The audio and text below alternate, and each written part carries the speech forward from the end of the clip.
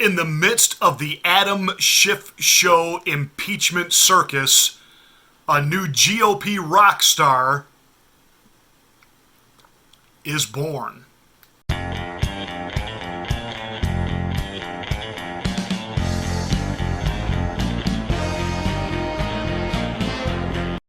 Elise Stefanik, who is a representative from the Empire State of New York, has proven to be a nemesis, a burr in the side of Adam Schiffless. It's great. And she has a two-prong attack in what she does. She deals in the truth, and she deals in the truth.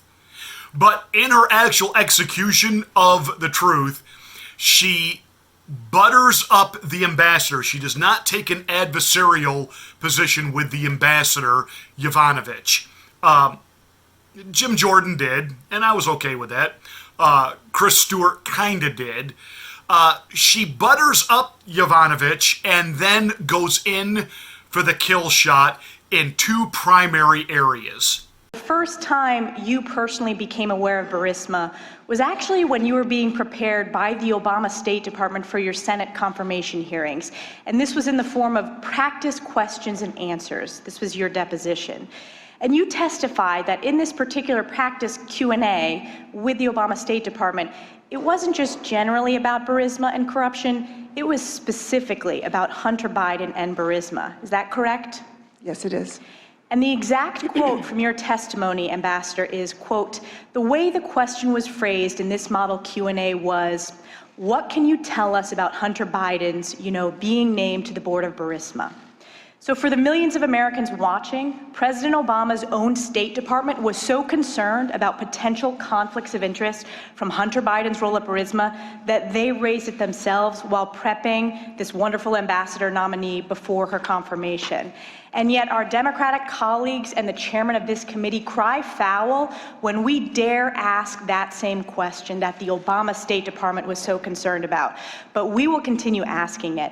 And lastly, in my 20 seconds left, I just want to get it on record. In terms of defensive lethal aid, which you were an advocate for, that was not provided by President Obama. It was provided by President Trump. That's correct. I still have a hard time figuring out why Yovanovitch is there, other than the fact she is an ex-disgruntled employee. Now, everybody on the GOP side grilled her on the question. You do understand that an ambassadorship is an appointment and you serve at the pleasure of the President of the United States. Yes. And he can hire and fire whoever he wants. Yes. Okay, you were over there, actively engaged in criticism of the sitting president while claiming to represent the United States, but in representing the United States, you are representing the president. You're representing him. You're representing his administration, his policy, his foreign policy. But yet you're actively criticizing him, saying he doesn't know what he's doing, and that you and other members of the State Department, you are the bastions and keepers of the proper foreign policy. You know, the foreign policy that's got us in these endless wars in the Middle East. Yes, they've just done such a wonderful job, haven't they? So, repeatedly, she had to admit and answer in the affirmative that, yes, the president is within his right to fire her. All this other stuff that she's supposed to be there as a witness to, why the president putting pressure on Ukraine to investigate a political rival, she wasn't even there when any of that happened. Now, where Elise Stefanik, or Stefanik, or however you say that, and I don't want to butcher her name purposely here, where she really did a great job in leading her was how much aid did President Obama give to Ukraine? Oh, none. Weren't you warned by the Obama administration that there is a real problem with Hunter Biden being involved with Burisma? Burisma's under investigation for corruption. So put it all together now. She butters this ambassador up and then takes her in for the kill shot by saying, okay, let's draw this out now, because we're not allowed to ask any questions about Joe Biden and Hunter Biden. We keep getting shut down by Adam Schiff, but you were asked by the Obama administration. You were prepped by the Obama administration. You could get asked about this, because this is a problem. In fact, it's such a problem, Joe Biden's going to withhold all of the $1 billion in aid that they need unless they agree to fire the investigator. Oh, and then that's right, even after they fire him, Quid Pro Joe didn't even bother to release the funding. The Obama administration never gave Ukraine any of the aid that it promised them. It was President Trump who gave them aid. Isn't that right? Yes. So this whole impeachment witch hunt, why? He was going to deny them aid, and he was going to tie it to they had to do an investigation and help him. He gave them the money. They didn't help him, and they didn't launch an investigation. Where's the there? There's not. And I don't care that it ended in applause by the Democrat operatives who were in the room, and that she got a standing ovation. That would be Yanovich when she went into some New York City jazz club Friday night. And I don't care that she got defended by the Saturday Night Live not so funny gang. It doesn't matter. At the end of the day, everybody saw this woman for what she was. Just a nasty, vindictive individual who doesn't like the president, a never-Trumper. And Elise Stefanik took her in for the kill shot. Who was it that's actually helped Ukraine? Oh, that's right, President Trump, not President Obama. And then I thought Elise did something that was masterful. She had clashed with Adam Schiff on Wednesday, wanting to bring up points of order, and Adam Schiff kept shutting her down.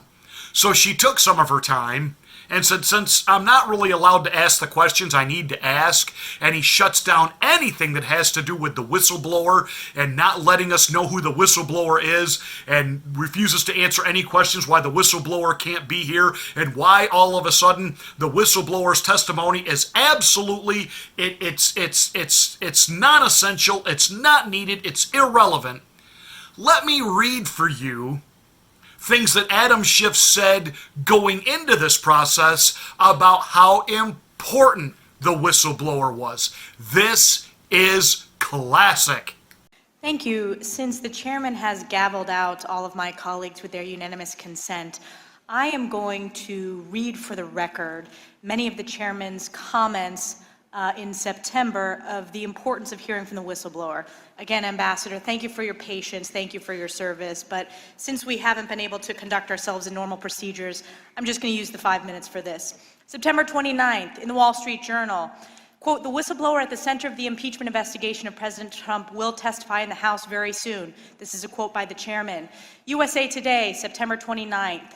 Talking with ABC News this week, Schiff, the Democrat who chairs the House Intelligence Committee, said the whistleblower would testify very soon, and the only thing standing in the way was getting security clearances for the attorneys representing the whistleblower so they could attend the testimony. From Vox, September 29th, Rep. Adam Schiff said Sunday the whistleblower at the center of a growing scandal surrounding President Donald Trump will testify before the House Intelligence Committee very soon. On CNN, September 29th, Schiff said Sunday on ABC as well as NBC's Meet the Press that he expects the whistleblower to testify very soon. The Washington Post, September 29th.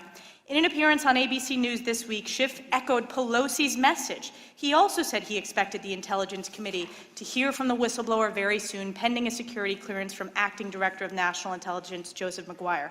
In the Huffington Post, Schiff told ABC's this week that he expects the whistleblower to appear before this committee very soon. In the New York Post, quote, we'll get the unfiltered testimony of that whistleblower. In the Washington Times, quote, that whistleblower will be allowed to come in. These are all quotes from Chairman Adam Schiff. In Talking Points memo, the question was posed, Actually, this was by George Stephanopoulos. Have you reached an agreement yet with the whistleblower and his or her attorneys about coming before the committee and providing the information firsthand? Quote, yes, we have, Schiff responded. And as DNI McGuire promised during the hearing, that whistleblower will be allowed to come in without a minder from the Justice Department or from the White House to tell the whistleblower what they can and cannot say. We'll get the unfiltered testimony of that whistleblower. In Daily Kos, we're ready to hear from the whistleblower as soon as that is done, and we'll keep obviously riding shotgun to make sure that the acting director doesn't delay in that clearance process. In CNBC, we'll get the unfiltered testimony of that whistleblower. In Market Watch, House Intelligence Committee Chairman Adam Schiff said Sunday that an agreement has been reached under which the whistleblower will testify before the committee very soon. I can keep going, but again, the chairman refused to allow us to put these into the record with unanimous consent. So I've read those out, and as we know, it is important to protect whistleblowers from retaliation and from firing, and we want to make sure whistleblowers are able to come forward. But in this case, the fact that we are getting criticized by Chairman Adam Schiff for statements that he himself made early on in this process shows the duplicity and just the abuse of power that we are continuing to see. You know, if for some reason Mike Pence doesn't make the cut to be the VP on the 2020 ticket, I would like to recommend to President Trump that he look at either Nikki Haley or Representative Elise Stefanik. She is a rock star. Hey, that's it for this rant. Thank you so much for watching. Make sure you give us a thumbs up and a like. Please subscribe to the channel if you haven't done so. Thank you to those of you that not only have, but have checked your subscription. Even more people are telling me, Pastor Marty, I don't know what happened. I got unsubscribed. I didn't cancel my subscription. No, YouTube did it for you. They're helpful that way as they continue to shadow ban us and mess with the algorithm. Because, you know, YouTube isn't playing fair this election cycle. They're all about suppression of the First Amendment. Fight back. Resubscribe and smack the bell for notification of my next rant. And by the way, even if the bell doesn't ring, check back here every day. I post every day but Sunday.